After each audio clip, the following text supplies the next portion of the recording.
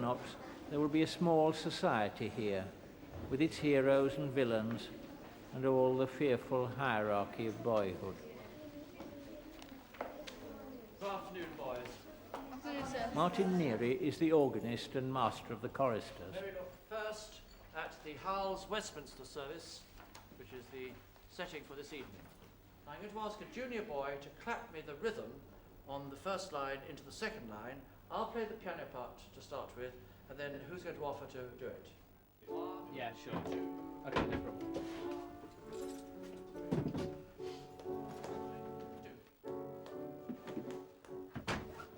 Upstairs, the lay vicars wait their turn to practice. It's not all darts and descants, though, as most have other jobs, though they're all, oddly, members of Actors' Equity.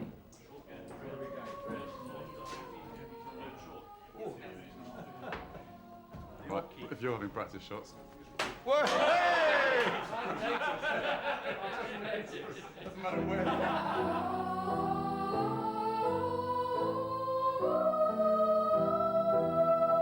Well done, you went almost too sharp, didn't you, on that last note? But that was carefully done, those semitones. Now, shall we see if we can have an arpeggio to expand our sound? A big crescendo through.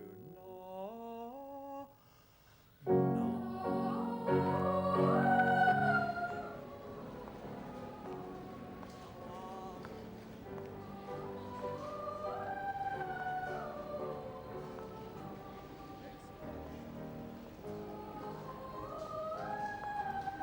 So shall we get the quick history of Henry VIII out of the way?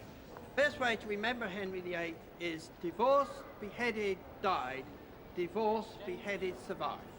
Henry changed the religion to Protestant. With Mary, we became Catholics again, and many people lost again Now they're their all lives. getting divorced. We're going to have to invent a new state ceremony for divorce. So he was very concerned about the matter. And at the same time, we have Anne Boleyn coming to the scene, a very young, beautiful woman that was brought up in the last few years of her life in the court of France. And it was a great blessing when she caught this illness in 1558 and never survived it. So that, of course, brought Henry VIII's second daughter, Elizabeth I, to the throne. Now you're going to see this lovely, beautiful tomb of Elizabeth I, wearing her crown, her chamber of office, holding her sepulchre and all. There's an almost unbroken tradition of magnanimity about the Abbey. Macaulay called it a temple of silence and reconciliation. And here repeatedly are found antagonisms laid to rest and enemies reconciled in death.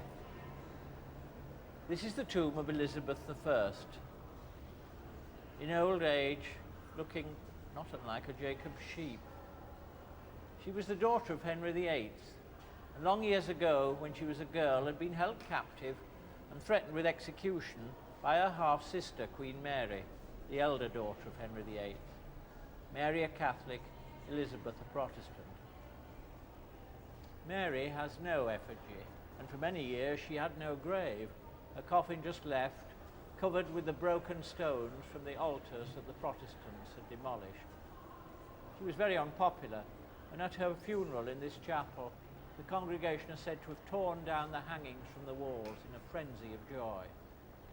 Now her coffin lies in the vault below, with Elizabeth's firmly on top of it.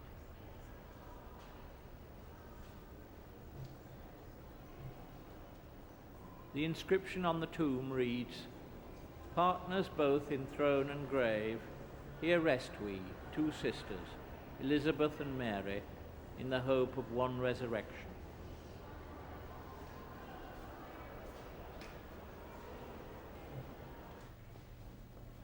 In the corresponding position to Elizabeth on the other side of the Lady Chapel is the tomb of Mary, Queen of Scots, whom Elizabeth had executed.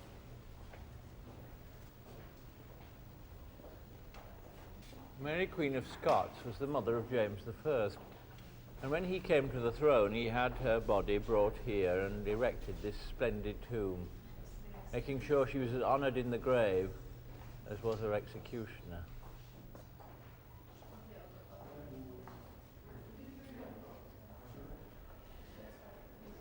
Elizabeth always pretended that she hadn't intended to execute Mary, but the men who did her dirty work are here in the Abbey too. This is Sir Thomas Bromley, the judge who tried and sentenced the Scottish Queen.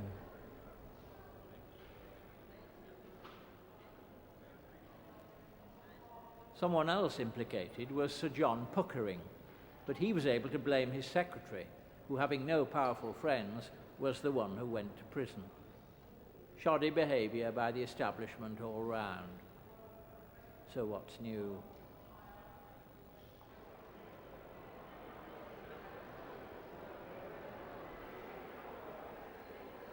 James I left the tombs of his mother's executioners undisturbed, unlike Charles II, who rooted out Cromwell and anybody who had to do with his father's death. But such vindictiveness, the Abbey run on political lines, never occurred again. So Pitt is here with Fox. Their differences, like those of Gladstone and Disraeli, as much temperament as a politics. Like the lion and the unicorn embodying different sides of the English character. But perhaps the most magnanimous gesture of all is that here in the Abbey is the tomb of Charles Darwin, the bogey of so many Victorian clergymen, yet buried here and at the Abbey's request. He wrote works on philosophy, mathematics, optics, and even on theology. And here on his monument, we see Newton reclining against his books.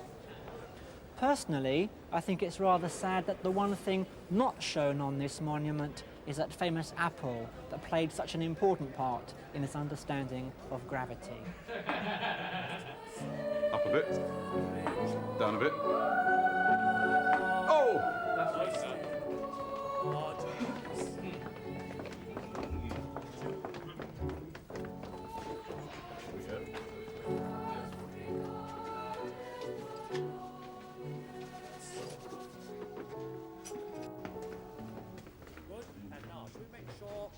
Nobody gets behind that bottom line. 2, 1.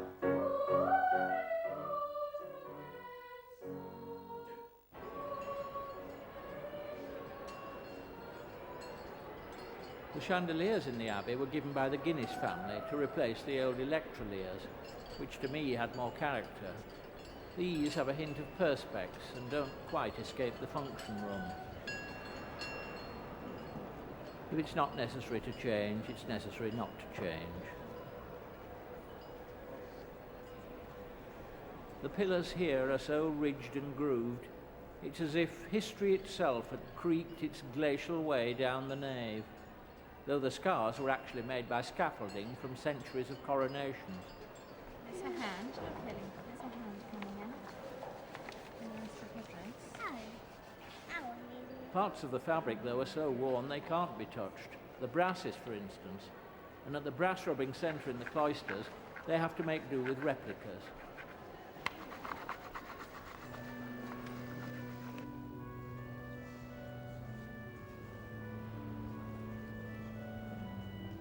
The Abbey's greatest and most mysterious treasure is so fragile and precious it must always be kept covered up. But today it's briefly on view. This is the 13th century Cosmati pavement, laid down before the high altar when the Abbey was built, and on the central boss of which the chair of state stands at the coronation.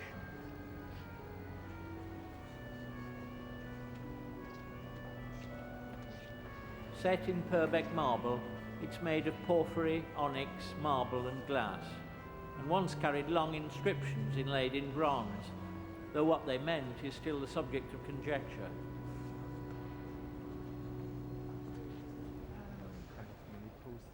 Apart from the big one in the I bookshop? don't think so. I don't think so. I think there's only the big one. Yeah. Yes, I don't think there is another one at Yeah. all. I'm not sure whether there might be a slide. Yeah. There may well be one amongst, a Yeah, selection of slides, but I'm Yeah. not sure. Have you been into the bookshop? No. It looks so much like a maze, you half expect the legend, "Ye starte here." But it's not a maze, but seemingly a model of man's place in the universe and the nature of time. At the heart of the Abbey, it is a profound mystery.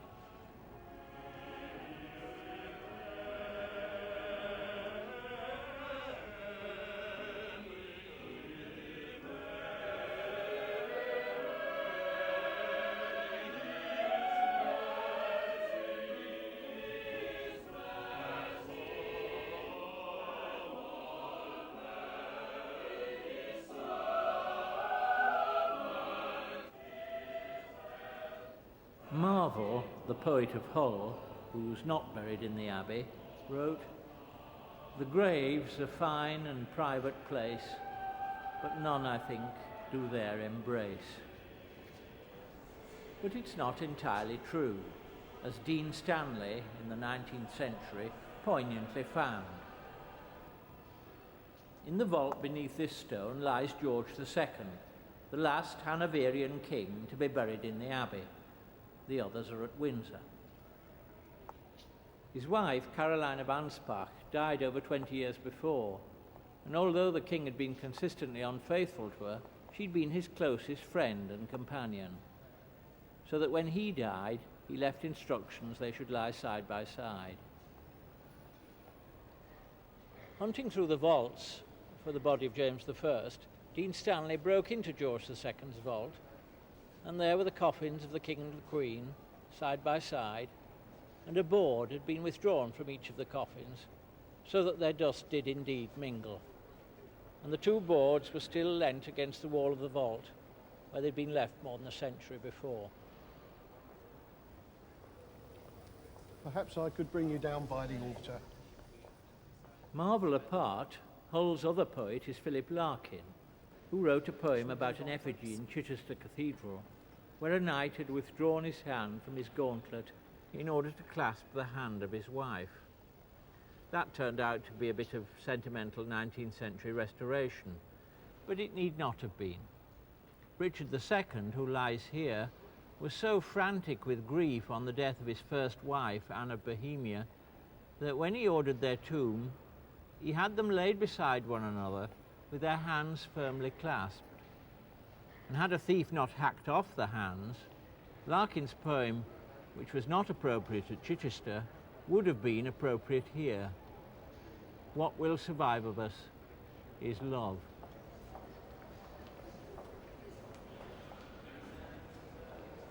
Some marriages, though, don't survive the grave. Thomas Cecil ordered a triple tomb for himself and his two wives, and this is wife number 1. Wife number 2 married him when she was really only a girl, and he was already old and gouty and pretty disgusting. But she stayed married to him for 12 years before he died. And she obviously decided that, dead or alive, she didn't want to sleep with him a moment longer than she needed to. So when she died, aged 83, she made sure she got a tomb to herself in Winchester Cathedral, leaving her place beside him empty.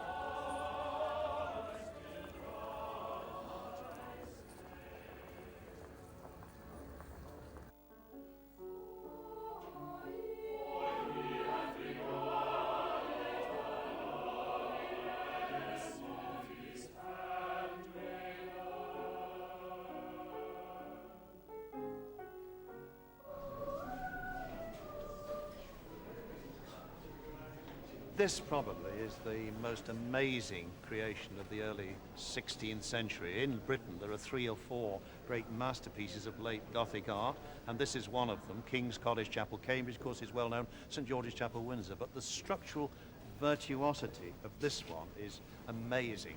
And then underneath, to reduce the weight, when the whole thing is dropped into position, you've got this decoration scooped out to lighten it.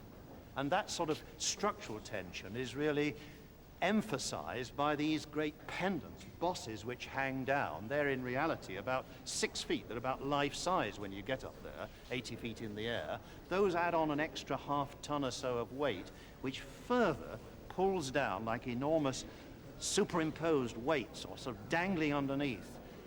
The weight comes right through the stones on top and tightens up these arches further, so that the whole thing is even further tightened and made tense. And it's a wonderful thing that the structure sort of, as you see it visually with its decoration as well, sort of expresses the structural truth. An astonishing piece of masonry virtuosity. 然后他复制以后呢，这个就是他的子孙拿上去。那么，他这个新的结饰在 The monks, when they came for long nights of prayer, stood like this, but their arms on these shelves, as it were, whatever you like to call them. And then when they got very tired, the seat came down. And you'll find under the seat are some beautiful wood carvings. There's several books been written on them. Here, briefly, was buried Oliver Cromwell. Cromwell gets unfairly blamed not only for the destruction and iconoclasm of the 17th century, but of the 16th century too, simply because he shares a surname with Thomas Cromwell, the secretary of Henry VIII, who presided over the dissolution of the monasteries. It's true that Cromwell helped to execute Charles I, but like many revolutionaries, he grew much more conservative as he grew older, and actually treated the abbey very well, and chose to be buried here in a spot that was originally reserved for Henry VI. Many of the other regicides were buried here too. Come the Restoration, Charles II rooted them all out and had the bodies taken to Tyburn and rather futilely beheaded. They were then thrown in a common pit over by St. Margaret. It's a disreputable episode, and there were many people at the time, including Samuel Pepys, who were uneasy about it. And it's a departure from the consistent magnanimity that normally attaches to burial in the Abbey. Once you're here, you stay here. The Jewish children that left us down here are Jews of relations of royal families, which is why they're this part of the church. This is a statue of ordinary face. Peeking, no peeking. That's so we quickly can get him out, the little salutes, you see, mate. Now, ladies and gentlemen, have I got, or should I say ladies, have I got an honest lady who will own up to being 5'1", or as close as possible to 5'1"? Yeah? And of course, I always like to end my tour with that very famous man who asked to be buried in Poets' Corner and not Musical Aisle. And that, of course, is the very famous George Frederick Handel, who gave us that lovely Messiah, the Hallelujah chorus, and that lovely thing sung by Jenny Lind so long after his death, I know that my Redeemer liveth.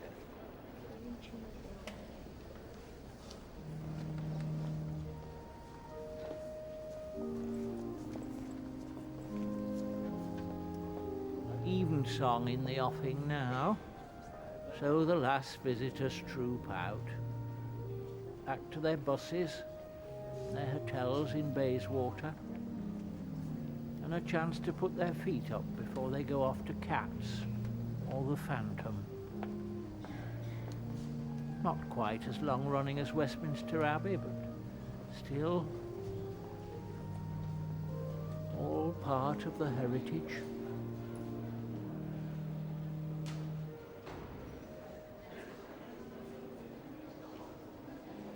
The choir waits by the coffee stall in the cloisters, ready to make their entrance. A nice moment someone wants to capture on film, so Frank the verger obliges.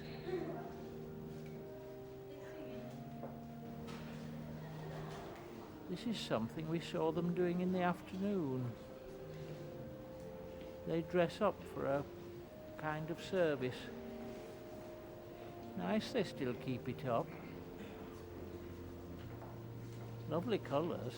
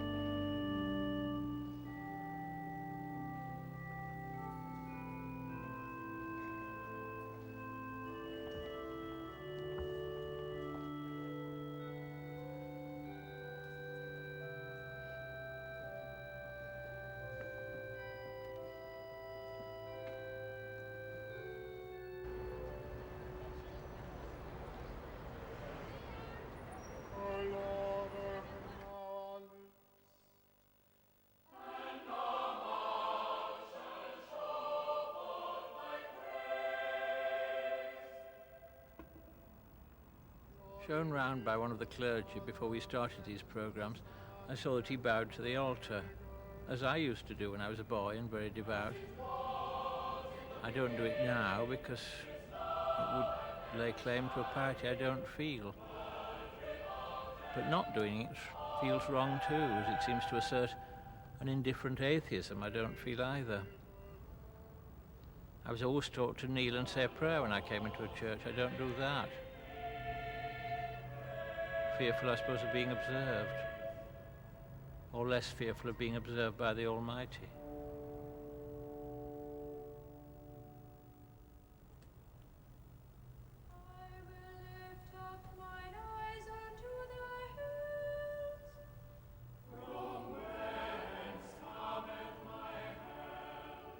Of course, a fervent Anglican is almost a contradiction in terms.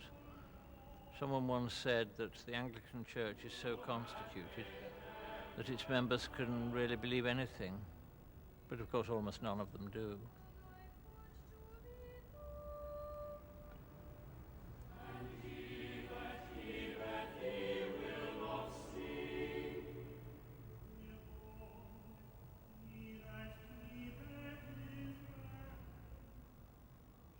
I remember the early morning services. Old ladies, rigid with arthritis, who could yet sink gracefully to one knee at the mention of the Virgin's name. The lilies on the altar at the great festivals, and the solemn mounting ritual of the communion service. "Will you sit?" says the priest, when once upon a time one would have needed no telling, but knelt and rose and sat and stood and prayed and sung and answered, according to the stern and intricate choreography of the prayer book.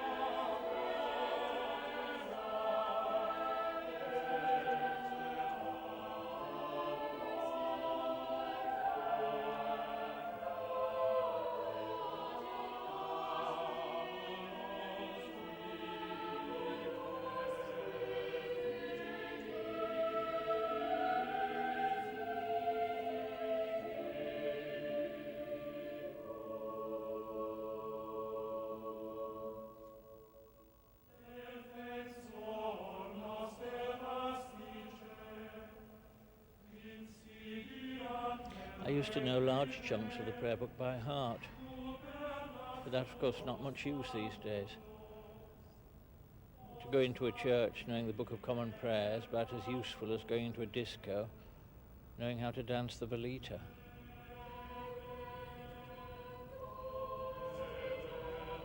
So I flounder through the service, stumbling over the bits that have been missed out, saying the wrong words where they've been rewritten, conscripted into the ranks of the unworshipping multitude whom as a boy I used to despise for not knowing the drill.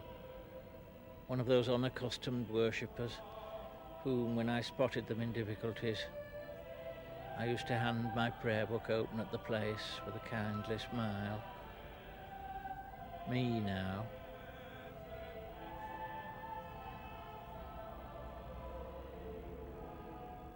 But if I love the prayer book, I seldom come to church. So who am I to take sides? For the clergy, it's a working text. And if I loathe what's been done to the prayer book, I loathe fanaticism more. And many of the supporters of the old prayer book are or are allied with fanatics. This great building is a monument to tolerance and magnanimity, and I value that more than a text, even a text as imbued with history as the comfortable words of the prayer book. Cranmer, who preached from that pulpit, was one of the architects of the prayer book and was burnt at the stake. But he didn't die for English prose.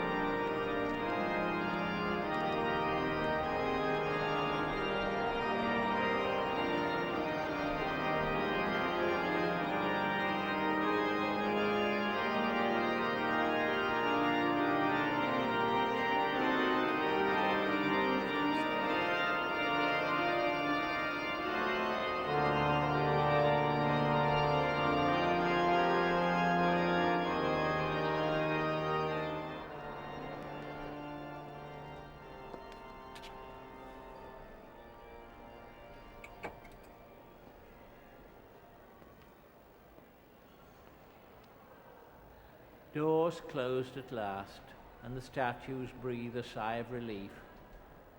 If I'd known it was going to be as busy as this, I'd never have been buried here in the first place.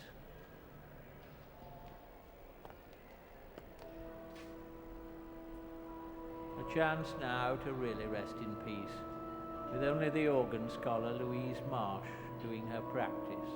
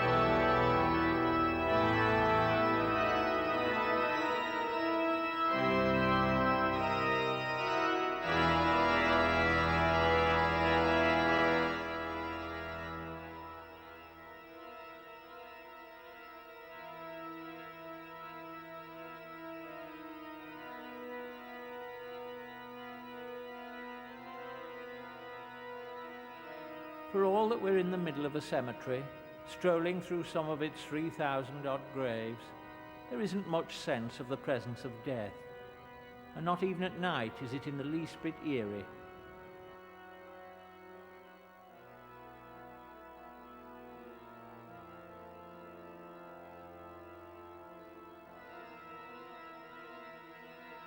It's partly that death is not graphically presented. There are none of those cadaver tombs with the deceased on the upper story in his or her prime, and on the lower the decaying corpse. It's as if, having secured a niche in this illustrious place, the dead have dressed up for the occasion, been laid out in their best, surrounded by their children and dependents.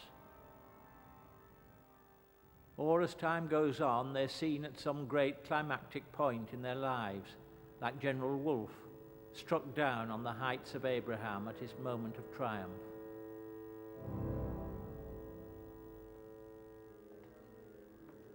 There's really only one monument where death comes into its own, and it's the last work of the sculptor Roubiliac. Lady Elizabeth Nightingale died in premature childbirth brought on by a thunderstorm, and death is represented as bursting through the iron doors of life to hurl his dart at her. And so hastily has he seized it up that he holds it by the feathers. It's a curious monument because the Nightingales have fallen into rather stagey postures, and it's death who's full of life and vitality. The story's told that a thief broke into the abbey one night and caught sight of death in the moonlight and fled, leaving his crowbar behind him. And they still kept the crowbar till the end of the 19th century. But to be fair, it's the kind of story that's often told to authenticate the power of the illusion of art.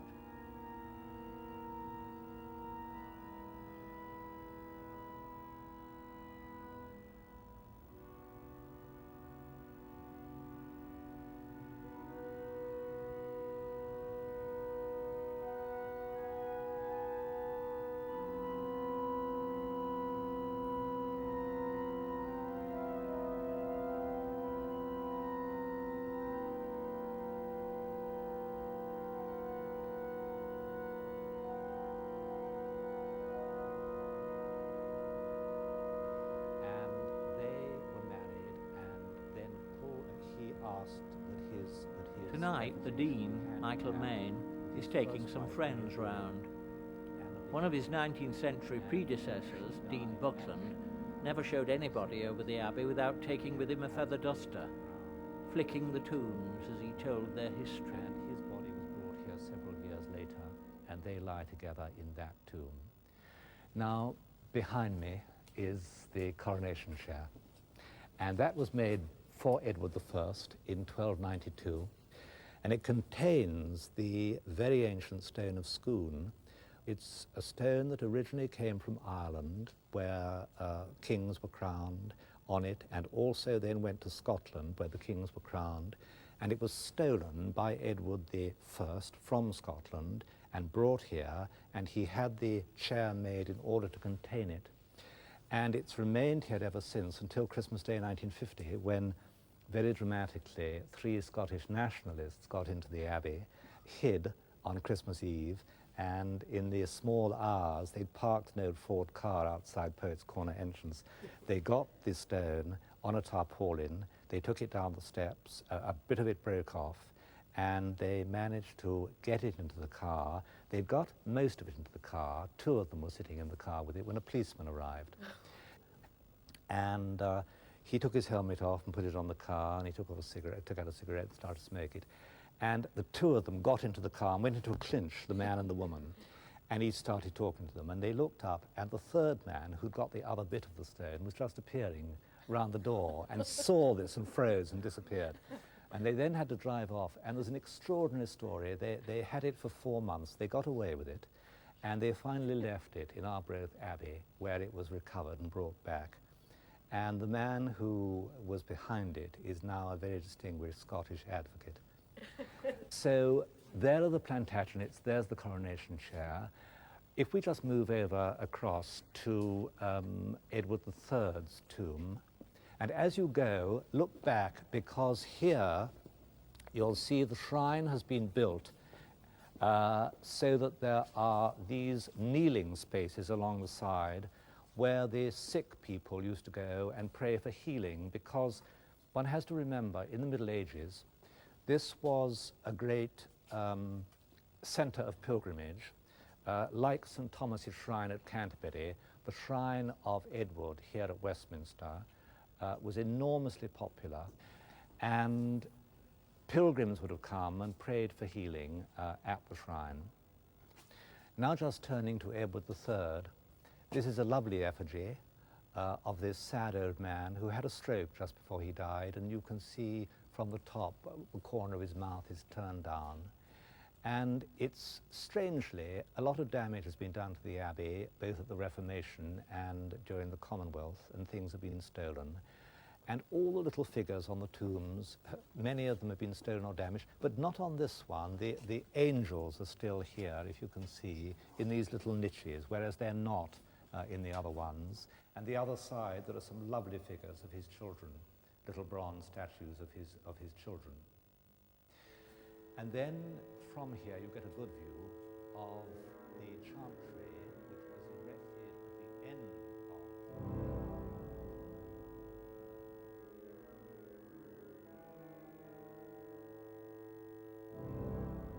with huge wax tapers burning round the tombs and full of the murmur of masses for the dead, The medieval abbey at night must have been extraordinary. Here, the south transept, what's now Poets' Corner, would be thronged with monks hurrying through to their devotions in the choir. Before the dissolution, some of them, like present-day musicians, were putting in depths to say the service for them. But for all that, it must have remained a vast powerhouse of light and prayer and praise, like a great ship of faith voyaging through the night. This is, when there's a coronation, they build out the whole stage here and bring the coronation chair to the center and place it here.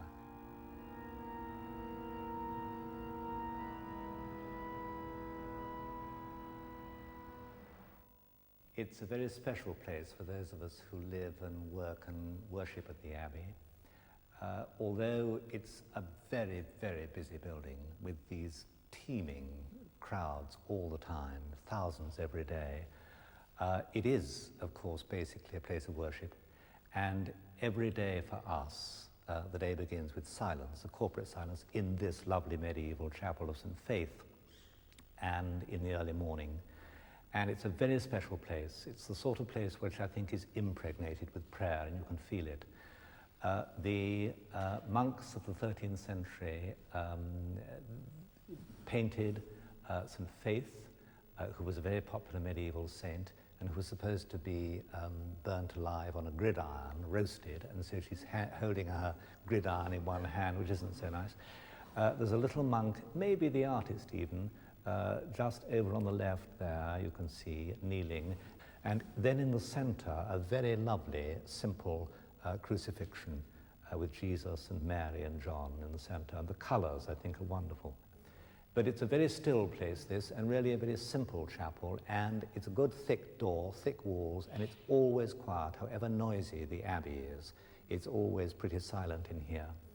And later this evening, the scholars from Westminster School will be coming here to sing Compline, which they do each week in turn.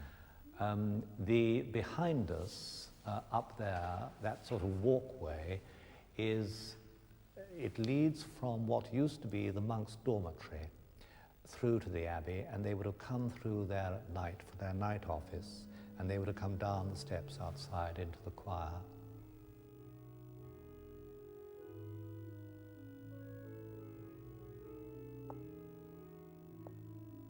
Joseph Addison, who was buried in the Lady Chapel, called Westminster this great magazine of mortality, and wrote that the solemnity of the building and the condition of the people who lie in it fill the mind with a kind of melancholy, or rather thoughtfulness, that is not disagreeable.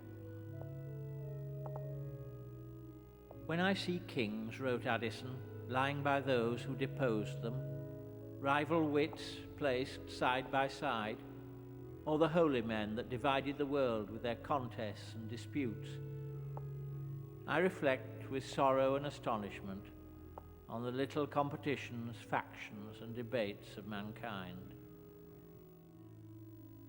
And when I read the several dates of the tombs, of some that died yesterday and some 600 years ago, I consider that great day when we shall all of us be contemporaries and make our appearance together. So now, this is the Jerusalem chamber, which is quite a room. It was, in fact, built as part of the abbot's lodging, because when it was a monastery, the whole of the courtyard out here and the rooms around it and our present deanery were part of the abbot's house. And it was built in the 1380s. So it's a 14th century room with a 14th century ceiling. And if you look at the ceiling, you'll see that the R with the crown above it is for Richard II, who was on the throne. And next to it, there's an NL with an abbot's mitre above it, and that was Nicholas Littlington, who was abbot at the time. The tapestries are mostly 16th century. They used to be, most of them, round the high altar in the Abbey. They were brought in here when the room was reordered by Dean Stanley, who was Queen Victoria's dean, and he uncovered the ceiling. It was covered, that ceiling, with a false ceiling, and he took that down and revealed it. all sorts of extraordinary events have happened in here. The authorized version of the Bible, the King James Version, was translated in here, and every major translation since has been worked on in this room. The fireplace, which is interesting, was put up by Dean John Williams, who was Dean to Charles I, in order to celebrate the betrothal of King Charles and Henrietta Maria of France, which was agreed at a great banquet in this room. And there are little faces, caricature faces almost, of Henrietta Maria and King Charles across the front. But the most famous thing, I suppose, that happened in this room was that in 1413, King Henry IV suffered from leprosy and was in great pain and bent almost double, was determined to go to the Holy Land on pilgrimage. And he came to the Abbey and he prayed in that shrine that we've just been in of St. Edward. And when he was in the shrine, he was taken ill and he collapsed. And they thought he was dying. And they carried him down through the cloisters because the nave wasn't then complete. And they brought him into the abbot's withdrawing room, which was this room called Jerusalem. It had been predicted that he would die in Jerusalem. And he recovered consciousness, the story is, and asked where he was. And he was told he was in Jerusalem, because this has always been called Jerusalem Room. And Shakespeare actually sets a scene in Henry IV Part 2 in this room of the king's death. And by chance, I got a copy of Shakespeare's Henry IV, and I want to just read you those last lines from that particular scene. King Henry says, "Doth any name particular belong unto the lodging where I first did swoon?" And Warwick says, "'Tis called Jerusalem, my noble lord, the king. Lord be to God, even there my life must end. It hath been prophesied to me many years, I should not die but in Jerusalem, which vainly I suppose the Holy Land. But bear me to that chamber, there I'll lie, in that Jerusalem shall Harry die."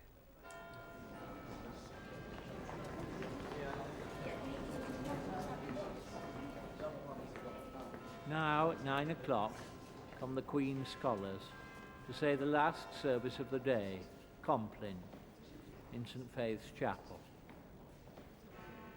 And treading the same route across the south transept as once the monks did.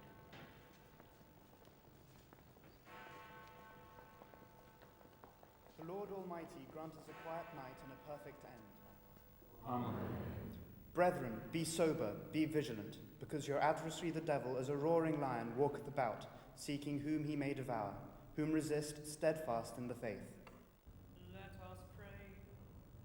Visit, we beseech thee, O Lord, this place, and drive far from it all the snares of the enemy. Let thy holy angels dwell herein to preserve us in peace, and may thy blessing be upon us evermore, through Jesus Christ our Lord. Amen.